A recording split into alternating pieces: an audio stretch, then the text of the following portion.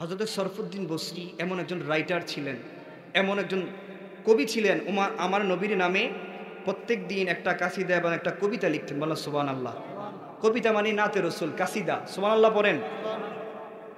শরফুদ্দীন বসরি নবীর নামে প্রত্যেক দিন দুইটা দুইটা করে কাসিদা লিখে আমার নবীর দরবারে এত মহব্বতের মানুষ হয়ে গেলেন। হঠাৎ করে ওনার ডান হাতের মধ্যে প্যারালাইসিস হইছে, বাম হাতের মধ্যে প্যারালাইসিস হইছে, হাতটা লড়াইতে পারে না। নবীকে ডাক দেয়, ইয়া রাসূলুল্লাহ, ইয়া হাবিবাল্লাহ, দেখেন গো আপনার পাগলা শরফুদ্দীন বসরি প্রতিদিন আপনার নামে একটা একটা কাসিদা, একটা একটা নাতে রসুল, একটা একটা কবিতা লিখে, কিন্তু ইয়া রাসূলুল্লাহ, ইয়া হাবিবাল্লাহ, আমার ডান হাতের মধ্যে প্যারালাইসিস হইছে, বাম হাতের মধ্যে প্যারালাইসিস হইছে। আজকে 2 দিন ধরে আপনার নামে কাসিদা এবং কবিতা লিখতে পারি না। মন চায় বারবার আপনার প্রতি নাতে রসুল লিখি, কবিতা লিখি, কিন্তু ইয়া রাসূলুল্লাহ আপনার নামে আমি কিভাবে নাতে রসুল লিখব? আমি আমার ডান হাতটাও লড়াইতে পারি না, বাম হাতটাও লড়াইতে পারি না। নবী গো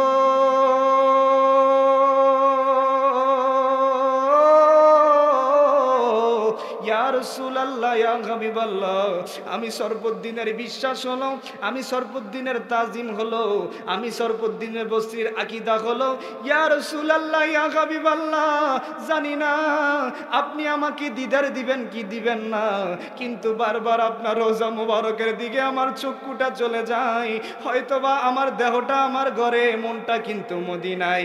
ইয়া রাসূলুল্লাহ, ইয়া হাবিবাল্লাহ, আমি আপনাকে দেখতে চাই গো নবী, আপনি আমাকে একটু দিদার দেন, আপনি দিদার দেন।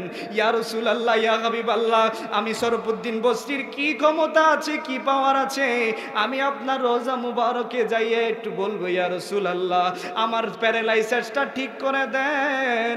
ইয়া রাসূলুল্লাহ, ইয়া হাবিবাল্লাহ, আমি তো আমার ডান হাতটাও লড়াইতে পারি না, বাম হাতটাও লড়াইতে পারি না, কিন্তু আমার বিশ্বাস গো নবী,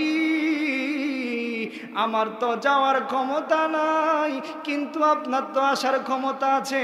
যেই কোনো টাইমে, যেই কোনো পাগলার ঘরে, যেই কোনো সময়ে আপনাকে যাওয়ার ক্ষমতা দিয়েছেন আমার আল্লাহ। আল্লাহ গো, আপনার নবীকে একটু বলেন না আমার ঘরের মধ্যে আসতে। বলনা সুবহানাল্লাহ। আল্লাহর দিকেও মতওয়াজ্জ করলেন, আমার রসুলের দিকেও মতওয়াজ্জ করলেন, 2 চোখের পানি ছেড়ে দিলেন। ইয়া রাসূলুল্লাহ, আমার তো যাওয়ার ক্ষমতা নাই, আপনার তো আসার ক্ষমতা আছে গো নবী।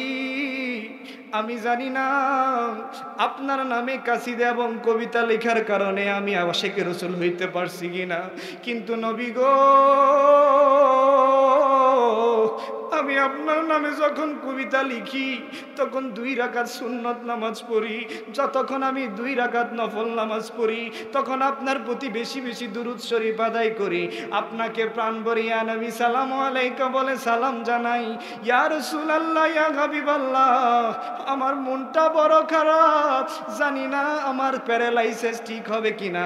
আমি ডাক্তারও দেখাইছি, আমি কবিরাজও দেখাইলাম, ডাক্তারও আমার প্যারালাইসিস ঠিক করতে পারলো না, কবিরাজও ঠিক করতে পারলো না।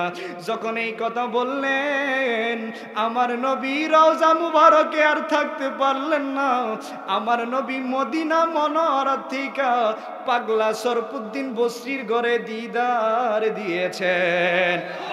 বলা সুবহানাল্লাহ। আল্লাহুম্মা সাল্লি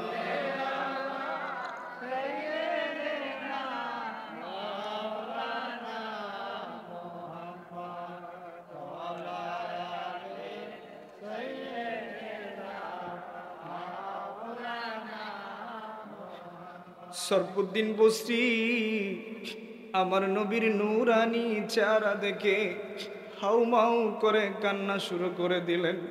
ইয়া রাসূলুল্লাহ, ইয়া হাবিবাল্লাহ, মায়ের নবী, আপনি রওজা মুবারক থেকে, আপনি মদিনা মনোহরা থেকে যখন আপনি দিদার দিলেন, ইয়া রাসূলুল্লাহ, ইয়া হাবিবাল্লাহ, তাকায়া দেখেন আমি গরিব মানুষ, আমার ঘরে ভালো একটা খাট নাই, আমার ঘরে ভালো একটা চেয়ার নাই, আমার ঘরের মধ্যে ভালো একটা সোফা নাই গো নবী। আল্লাহ পাক রব্বুল আলামিন আরশের ময়দানে, হাসরের ময়দানে আপনার জন্য আলাদা একটা মিম্বার রাখবে।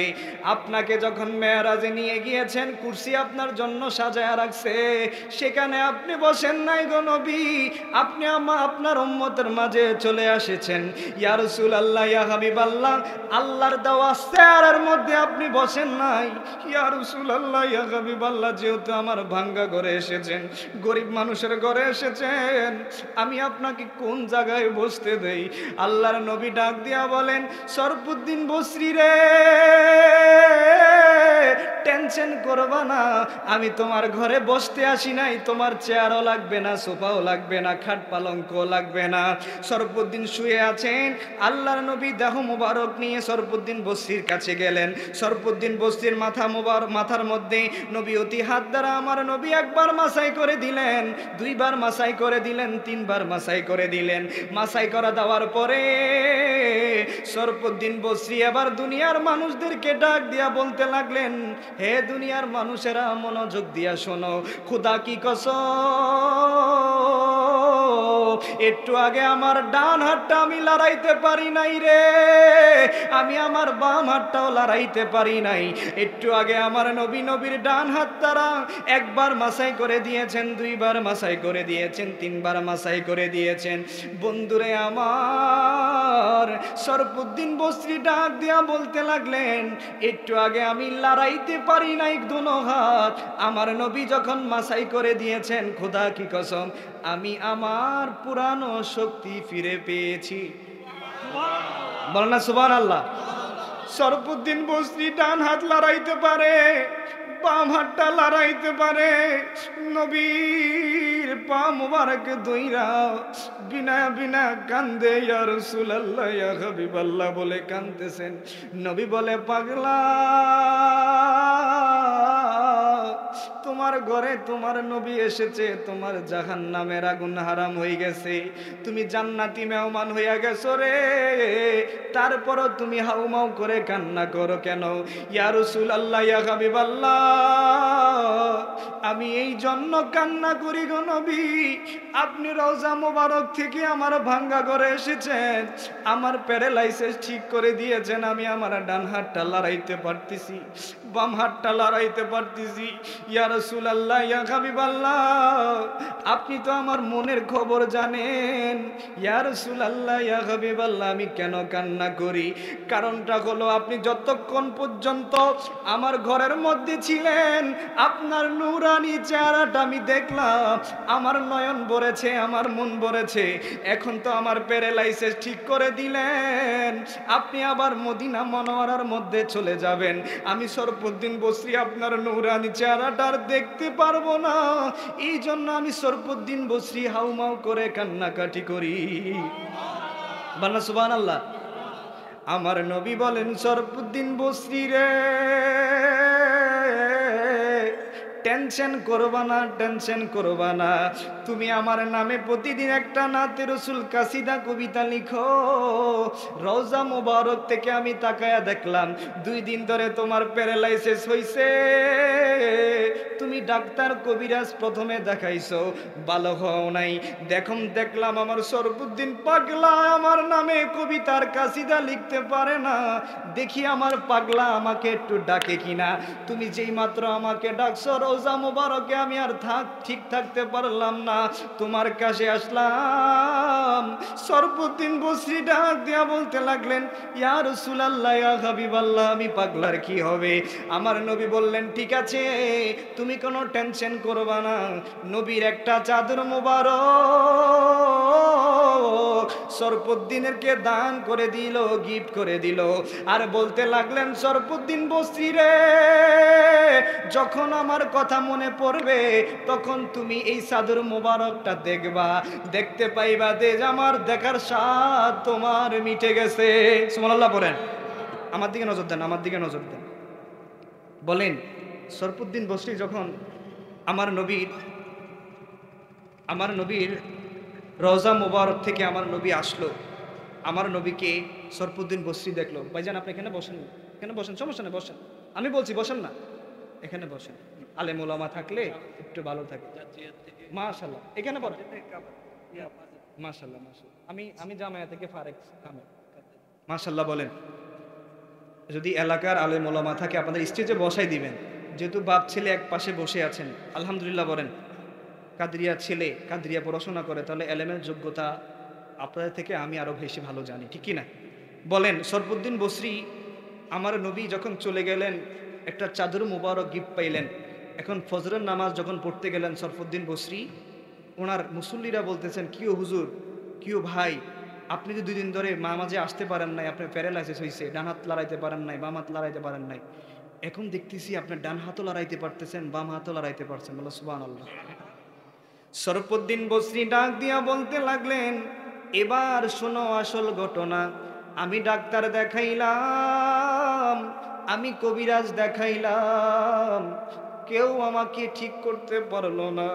গতকালকে রাত্রে আমার নবী রহমতাল লিল আলামিন মদিনা মনোয়ারা থেকে আইসা আমার মাথার মধ্যে মাসাই করে দিয়েছে নবীয়তি হাত দ্বারা।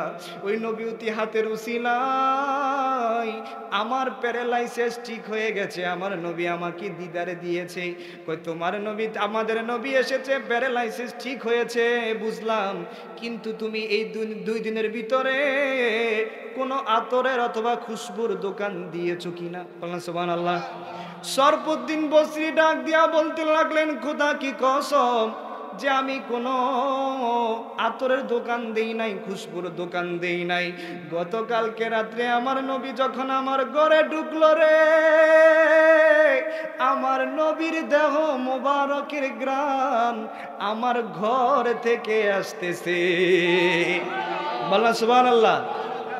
বলেন আমার নবীকে যদি আপনারা এইভাবে খুশি করাইতে পারেন, আপনারা আমাদের নবী মদিনা মনোয়ারা থেকে আপনাদের ভাঙ্গা ঘরে আমার নবী আসতে পারে কি পারে?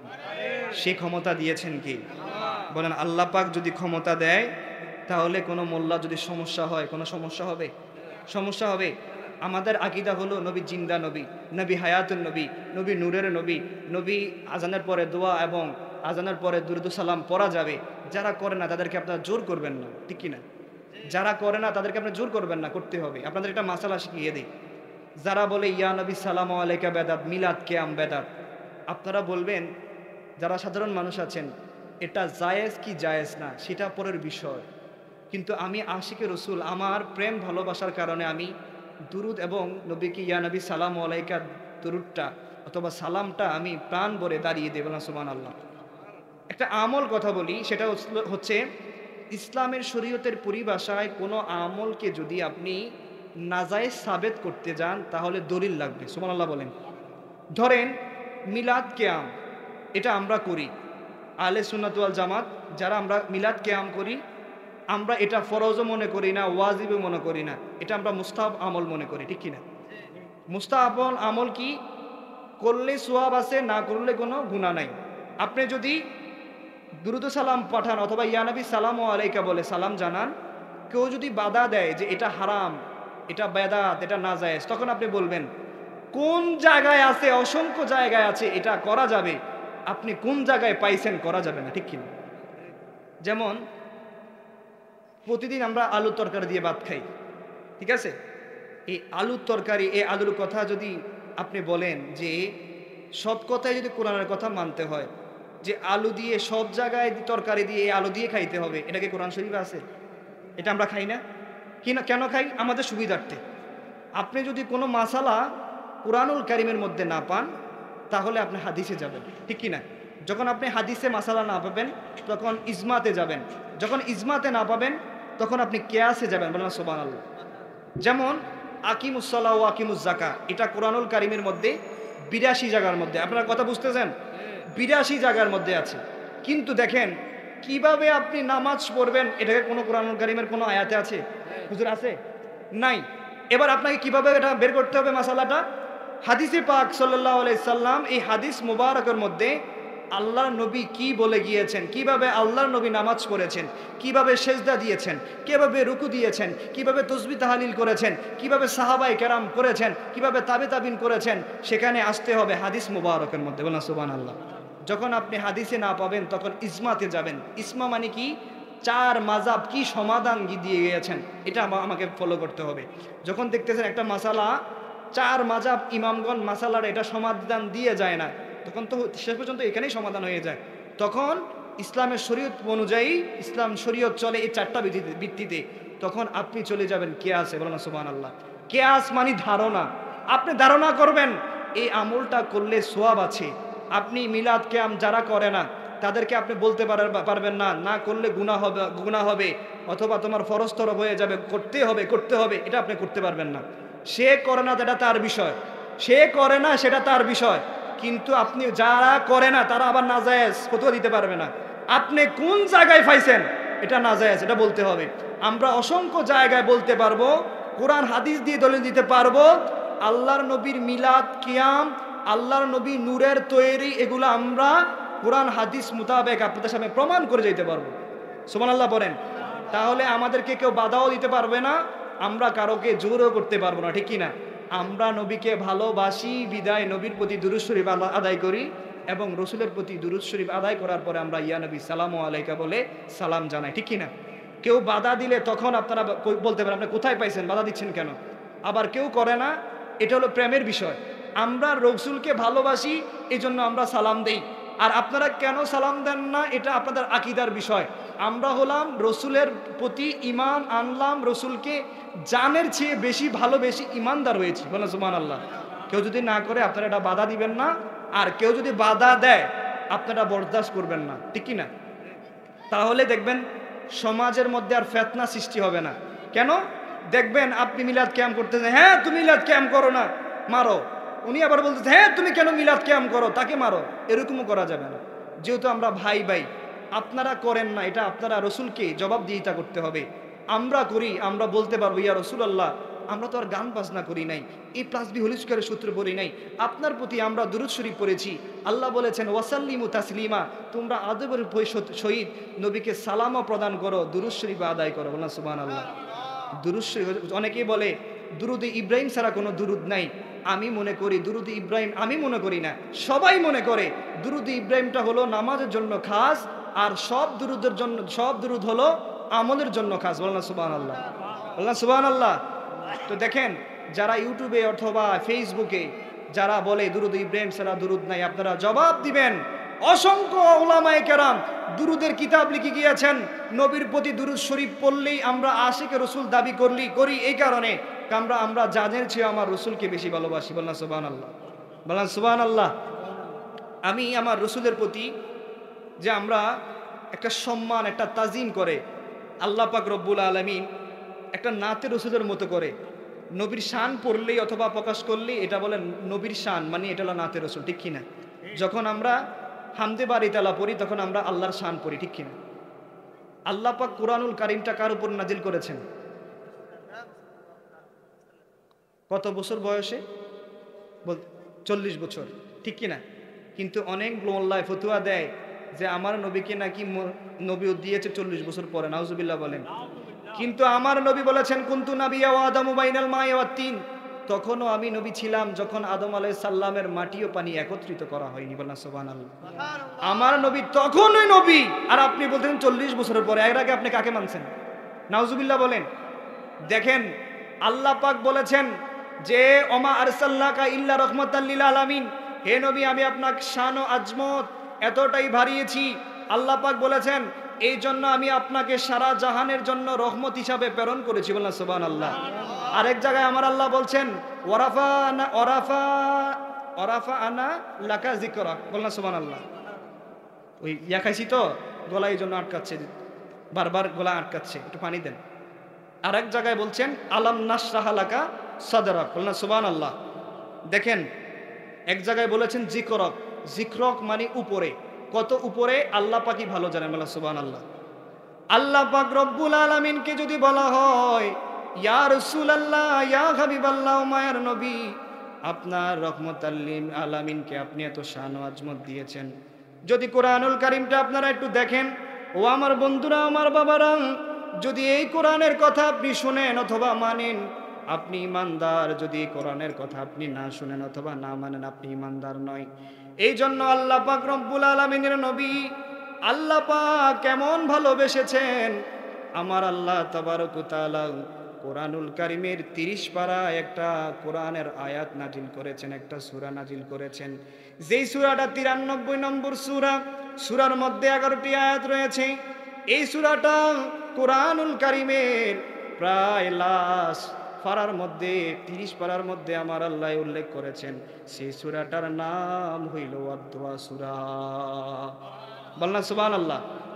আল্লাহ পাক রব্বুল আলামিন যে কোনো সূরা, যে কোনো আয়াত জিবরাইল আলাইহিস সালামের মাধ্যমে যখন নাজিল করেন, আমার আল্লাহ যে কোনো একটা প্রেক্ষাপট, যে কোনো একটা কারণ নিয়ে নাজিল করেন। বললাম সুবহানাল্লাহ। আল্লাহ পাক রব্বুল আলামিনের নবী দাপে দাপে 23 বছর যাবত আল্লাহর নবীর উপরে হযরত জিবরাইল আলাইহিস সালামের মাধ্যমে আল্লাহর নবীর উপরে পুরা কোরআনুল কারীমটা নাজিল হয়েছে। মুসা কালিমুল্লাহর উপরে যখন তাওরাত কিতাবটা নাজিল হয়, একবারে দিয়ে দিয়েছে, আর ওনাকে বারবার আসতে হয় নাই। কিন্তু আল্লাহর নবীর ব্যাপারে আলাদা সিদ্ধান্ত গ্রহণ করেছে। মুসা কালিমুল্লাহকে আমার আল্লাহ পুরা তাওরাত কিতাবটা ধরিয়ে দিয়েছে, কিন্তু আল্লাহর নবীকে আমার আল্লাহ দাপে দাপে 23 বছর পর্যন্ত কোরআনুল কারীম নাজিল করেছেন। আল্লাহ বলেন, ও জিবরাইল, আমার নবী যখন গারে হেরায়, তুমিও কোরআন লইয়া যাইবা গারে হেরায়। আমার নবী যখন গারে সুরে, তুমিও কোরআন লইয়া যাইবা গারে সুরে। আমার নবী যখন আরাফাতের ময়দানে, তুমিও কোরআন লইয়া যাইবা আরাফাতের ময়দানে। আমার নবী যখন খাদিজার ঘরে, তুমিও কোরআন লইয়া যাইবা খাদিজার ঘরে। আমার নবী যখন খাদিজার ঘর থেকে যখন আয়েশার ঘরে যায়, তুমিও কোরআন লইয়া যাইবা আয়েশার ঘরে। আমার নবী যখন মক্কায়, তুমিও কোরআন লইয়া যাইবা মক্কায়। আমার নবী যখন মদিনায়, তুমিও কোরআন লইয়া যাইতে হবে মদিনায়।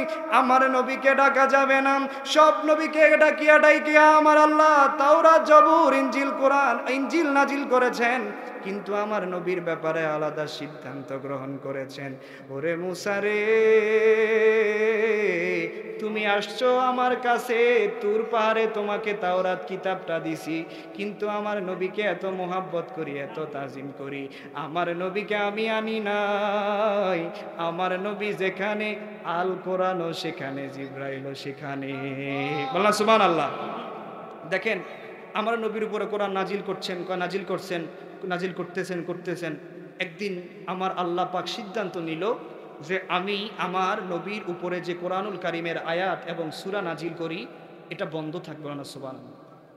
হাদিস শরীফের মধ্যে আছে, তাফসিরে জালালাইনের মধ্যে পাই, তাফসিরে কাসিরের মধ্যে পাওয়া যায়, তাফসিরে রুহুল বায়ানের মধ্যে পাওয়া যায় যে 3 দিন 4 দিন অথবা 7 দিন নবীর উপরে কোরআনুল কারীমের আয়াতগুলা নাজিল হচ্ছে না। বলনা সুবহানাল্লাহ। বলনা সুবহানাল্লাহ। এই কোরআনুল কারীমের এই সূরা নাজিল হওয়ার আগে একটা শানে নজুল থাকে, আমার হুজুর বুঝবে কেন এই কোরআনের আয়াত অথবা কেন এই সূরা নাজিল হলো, এটার প্রেক্ষাপট। সুবহানাল্লাহ পড়েন তো। নবীর নামে যখন কাসিদা, নবীর নামে যখন এই কোরআনের আয়াত নাজিল হচ্ছে না, নবী টেনশনে পড়ে গেল, কিরে আজকে 1 সপ্তাহ যাবত জিবরাইল আমিনও আসতেছে না, আমার উপরে কোরআনুল কারীমের আয়াতগুলো নাজিল হচ্ছে না, আমার মনে হয় আল্লাহ আমাকে ভুলে গেছে। নবী একটু টেনশনে পড়ে গেলেন। বলুন সুবহানাল্লাহ। টেনশনে পড়ে যাওয়ার মতো তো, প্রতিদিন জিবরাইল আসে, আজকে 1 সপ্তাহ যাবত আমার ঘরের জিবরাইল কোরআন নাজিল করতেছে না। বলুন সুবহানাল্লাহ। এইদিকে উম্মে জামিল, আবু জাহেলের স্ত্রী উম্মে জামিল এবার সারা দুনিয়া করতেছে, মক্কা নগরী করতেছে। জানো মুহাম্মদের কাছে যে জিনটা আসতো, এই জিনটাও আসতেছে না। মুহাম্মদের আল্লাহ, মুহাম্মদের প্রভু, মুহাম্মদের যে আল্লাহ দাওয়াত দিচ্ছে, এ আল্লাহ মনে ভুলে গেছে, জিনটাও আসতেছে না, আল্লাহর কোরআনও আসতেছে না। বলেন নাউজুবিল্লাহ। এই কথা যখন বলল, দেখেন উম্মে জামিল কিভাবে জানে রাসূল পাক সাল্লাল্লাহু আলাইহি সাল্লামের উপরে কোরআন আয়াত নাজিল হচ্ছে না। সুবহানাল্লাহ বলেন না। উম্মে জামিল প্রতিদিন রাত্রে নবীজি কারীম সাল্লাল্লাহু আলাইহি ওয়াসাল্লাম যখন তাহাজ্জুদের নামাজ পড়তে উঠতেন, তখন আল্লাহর নবী সূরা ফাতিহা, সূরা ইখলাস, ইয়াসিন সূরা, তারপর অন্যান্য সূরা পড়তেন। বলেন সুবহানাল্লাহ। আমার নবীর যিনি সাহাবে কোরআন, আমার নবীর পিঠ, আমার নবীর বুক মোবারকের মধ্যে কোরআনুল কারীম আছে, যার উপরে কোরআনুল কারীম নাজিল হয়েছে, উনি যখন কোরআন শরীফ তেলাওয়াত করে আর আল্লাহ পাক রব্বুল আলামিনের কোরআন শরীফ যখন আমার নবী তেলাওয়াত করে, তখন কি এটা মধুর হয় নাকি মিষ্টি হয়? মধুর হয়, মিষ্টি হয়, ঠিক কিনা? মধুর লাগে, ঈমান আনে নাই, মধু লাগে, ভালো লাগে। এই জন্য আবু জাহেল, উতবা, সাহেবা, তারপর উম্মে জামিল কান পেতে নবীর হুজরা মোবারকের মধ্যে এসে বসে থাকতে চায়, বসে থাকে। নবী করিম সাল্লাল্লাহু আলাইহি সাল্লাম কখন একটু কোরআন তেলাওয়াত করবেন না, সুবহানাল্লাহ। আল্লাহর নবী আবার টেনশনে পড়ে গেল। এইদিকে আমার আল্লাহ পাক জিবরাইল ডাক দিয়া বলতে লাগলেন, এই জিবরাইল, আমার নবীকে টেনশন করতে বলবা না, আমার নবীকে আমি ভুলি নাই। আল্লাহ তাবারক ওয়া তাআলা বলতে লাগলেন, আমার নবীকে আমি ত্যাগ করি নাই, আমি নবীকে এমন ভালোবাসি, অন্যান্য নবী রাসূলকে আমি এত ভালোবাসি না রে। তুমি আমার এই কোরআনের আয়াতটা নিয়ে যাও, এই সূরাটা নিয়ে যাও, যেটা আমার আল্লাহ পাক 11টা আয়াত রেখেছেন। আল্লাহ পাক বলতে লাগলেন, এই সূরাটা আমি 30 পারায় নাজিল করেছি। জিবরাইল আমিন এবার ডাক দিয়া বলতে লাগলেন, আল্লাহ প্রভু দয়াময়।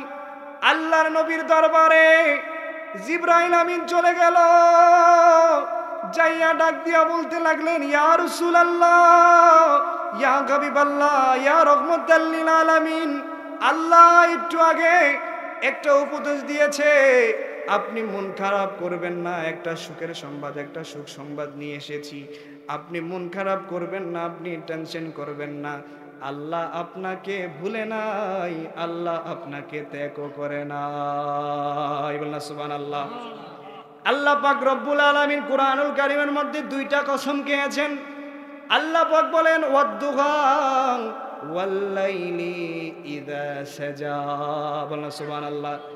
আল্লাহ পাক বলেন, ওয়াদ-দুহা, আমি রাতের কসম দিয়ে বলতে লাগলাম, ওয়াল-লাইলি, আল্লাহ পাক দিন এবং রাতের কসম খেয়েছেন।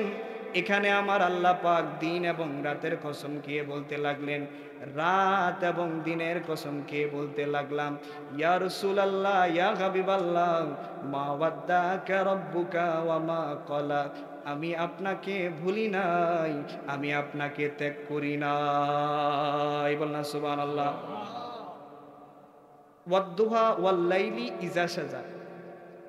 ওয়াদ-দুহা ওয়াল-লাইলি ইযা সাজার তাফসীর করতে গিয়ে তাফসীরে জালালাইনের মধ্যে পাই, তাফসীরে জালালাইনটা লিখেছেন 2 জনে। একজন হলো জালালউদ্দিন মহল্লি এবং জালালউদ্দিন সুয়ুতি। মারহাবা বলেন। একজন ছিল ছাত্র আর একজন ছিল শিক্ষক, একজন ছিল নাতি আর একজন ছিল দাদা। বলেন সুবহানাল্লাহ। জালালউদ্দিন মহল্লি রাদিয়াল্লাহু তাআলা উনি তাফসীরে জালালাইনের 15 পারা লিখেছেন। বলেন সুবহানাল্লাহ। আর বাকি অর্ধেক নাতি লিখেছেন জালালউদ্দিন সুয়ুতি। বলেন সুবহানাল্লাহ। জালালউদ্দিন সুয়ুতি বলেন, রাআইতুন নবী সাল্লাল্লাহু আলাইহি সাল্লাম সালাসুনা মাররাতিন ফি হায়াতিহি। ওনার দাদা বলতে লাগলেন, সাবিনা মাররাতিন ফি হায়াতিহি। কোন হাদিসের মধ্যে পাওয়া যায় জালালউদ্দিন সুয়ুতি রহমতুল্লাহ আলাই আমার নবীকে 75 বার স্বপ্নে দেখেছে। বলেন সুবহানাল্লাহ। জালালউদ্দিন মহল্লি আমার নবীকে 30 বার স্বপ্নে দেখেছে। বলেন সুবহানাল্লাহ। তা ওনারা এই 2টা যে কসম খেয়েছেন, রাতের এবং দিনের, বলেন সুবহানাল্লাহ। বলেন, আমরা যখন কসম কাটি তাহলে আমাদের কসম আমরা নরমাল হয়, আমরা কসম কাটি আবার ওয়াদা বরখলাপ করি, ঠিক কিনা? কিন্তু আমার নবী যখন ওয়াদা নেয় অথবা আমার আল্লাহ পাক যখন ওয়াদা দেয়, তখন কি এটা ফিরানো যাবে? আমার আল্লাহ গুরুত্ব দিয়েছেন কত, যে আমি দিনের এবং রাতের কসম কে বললাম, ইয়া রাসূলুল্লাহ, আমি আপনাকে ভুলি নাই, আমি আপনাকে ত্যাগও করি নাই। বলনা সুবহানাল্লাহ।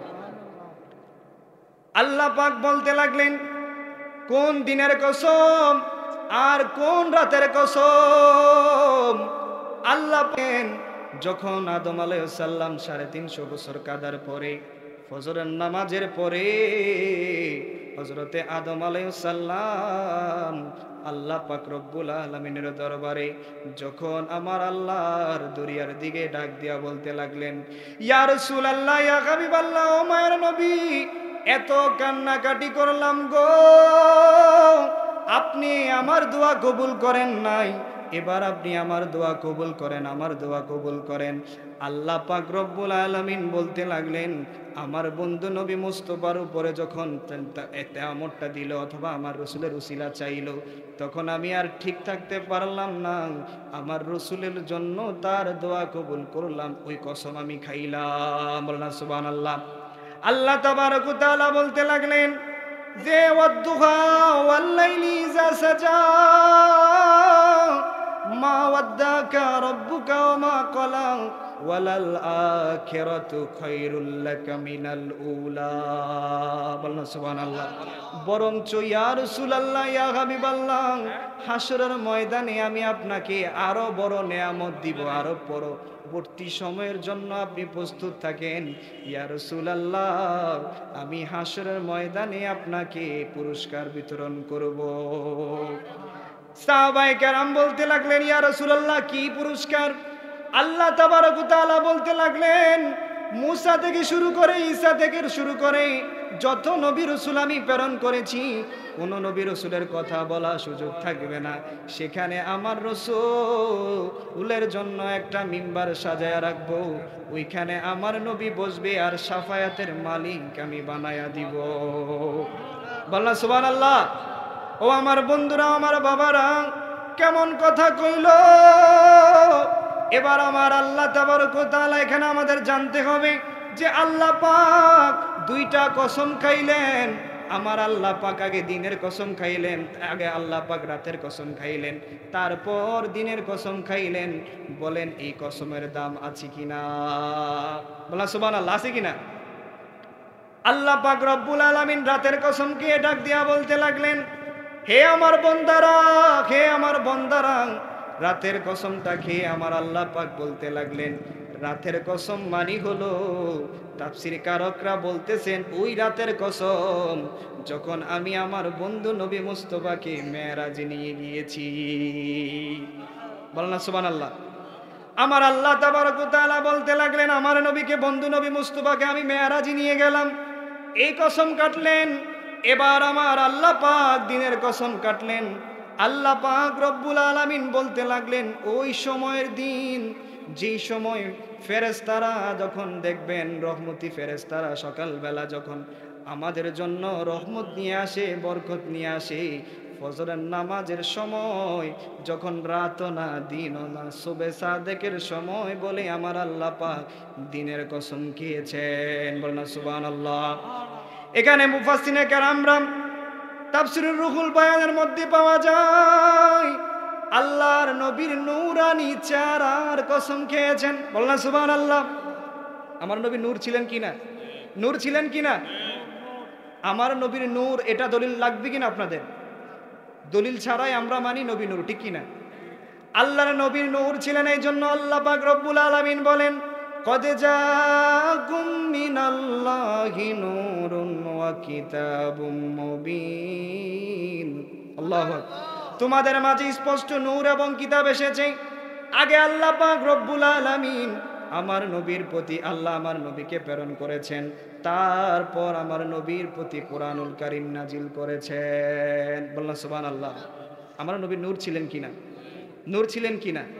যদি বলতে চাই আল্লাহর নবী নূর ছিলেন, এটা কোরআনুল কারীমের মধ্যে পাইলাম যে কদ জাআকুম মিনাল্লাহি নূরুন ওয়া কিতাবুম মুবিন। আল্লাহ পাক রব্বুল আলামিনের নবীকে নূর হিসাবে প্রেরণ করেছেন, সন্দেহ আছে? দেখেন আমার আল্লাহ পাক এখানে ওয়াদ্দুহা ওয়াল লাইলি, যখন এই ওয়াদ্দুহা বললেন, তারপর আবার লাইলি বললেন, দিনের কসম খাইলেন, আবার লাইলির কসম খাইলেন, মানে আবার অন্ধকারের কসম খাইলেন, আলোর কসম খাইলেন। এই আলো দ্বারা আমার নবীর নূরের কথা বোঝানো হয়েছে। বলনা সুবহানাল্লাহ। বলনা সুবহানাল্লাহ। বলেন আল্লাহর নবী নূর ছিলেন কিনা?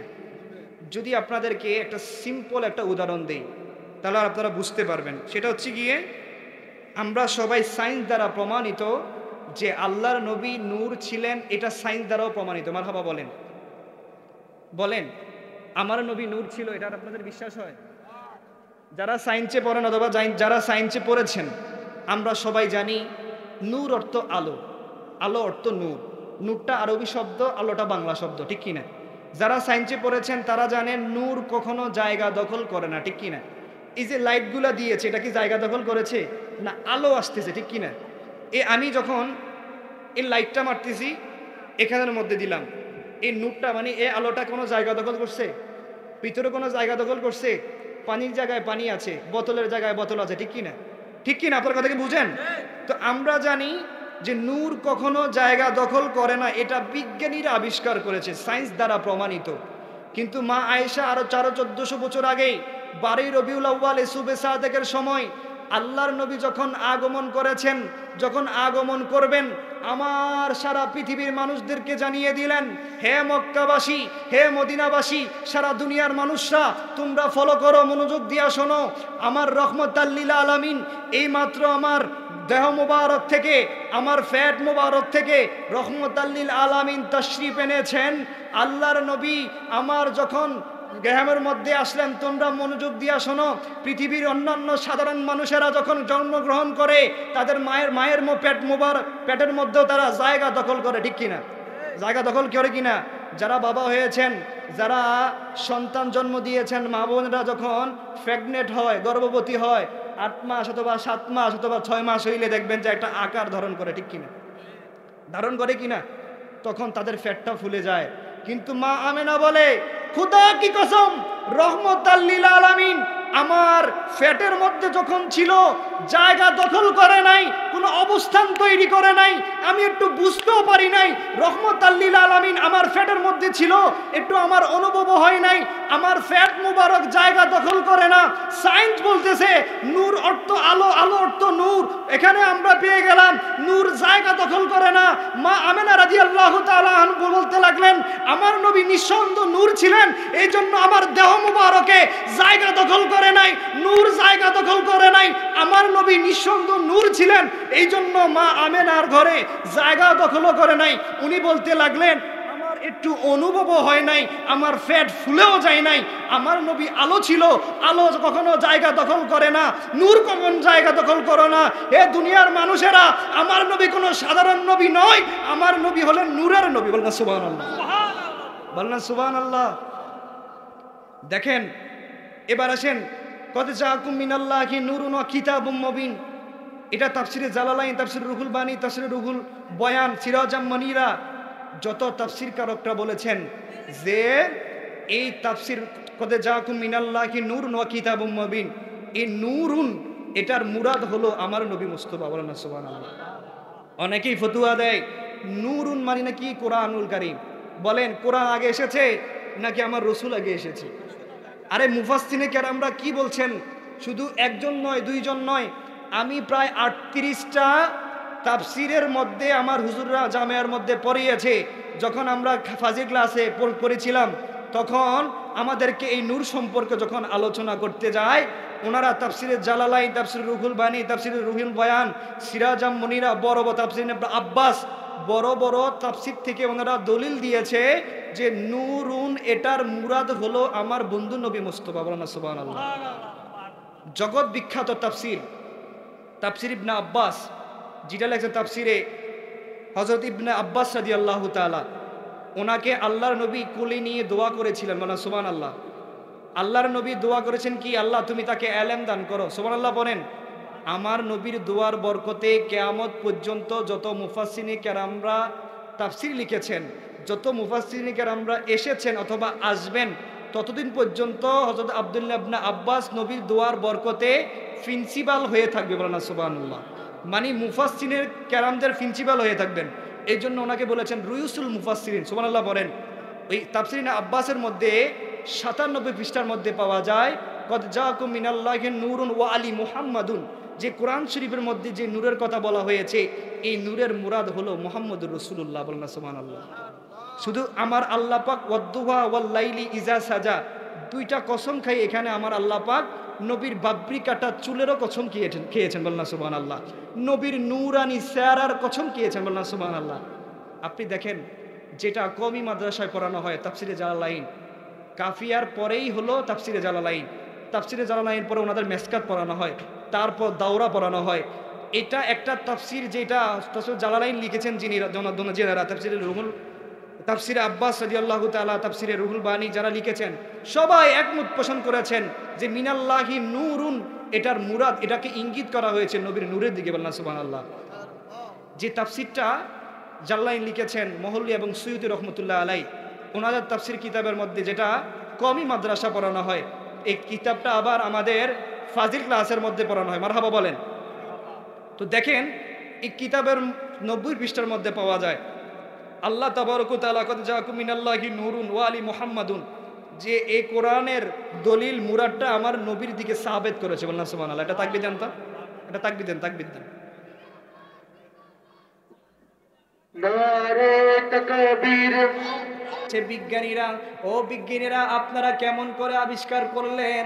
বিজ্ঞানীরা শেষ পর্যন্ত একমত পোষণ করেছেন আল্লাহর নবী নূর ছিলেন। আল্লাহর নবী নূর মোবারক থাকার কারণে দেহ মোবারক থেকে যে ঘাম মোবারকটা পাইল, এই ঘাম মোবারক থেকে এত সুন্দর আলো পেয়েছে। আল্লাহ সুবহানাল্লাহ। বন্ধুরে আমার, আমি হুজুরের কাছে একটু দোয়া চাওয়ার জন্য একটা মিনিট সময় চাইব। আল্লাহর নবী যখন আমার নবী ছোট ছিলেন, তখন আমার নবীকে ক্রয় করার জন্য গলায় আটকায়, গলায় বারবার আটকায়। কি কারণ হয়েছে? যে এগুলা খাই, এই জন্য গলা আটকায়। মা হালিমাতুস সাদিয়া রাদিয়াল্লাহু তাআলা আমার নবীকে ক্রয় করতে লাগলেন। যখন ওনার জামাই সহকারে গেলেন ক্রয় করার জন্য, সব ছেলেদেরকে অন্যান্য মানুষ নিয়ে যায়, গরিব বলে আমার নবী মুহাম্মদ রাসূলুল্লাহকে কেউ নেয় না। সংক্ষেপ করে বলছি, আমার নবী যখন নবীকে